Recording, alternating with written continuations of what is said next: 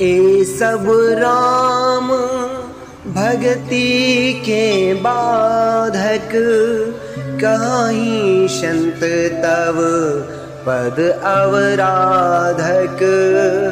शत्रु मित्र सुख दुख जग माही, माया कृत परमारथ नाही।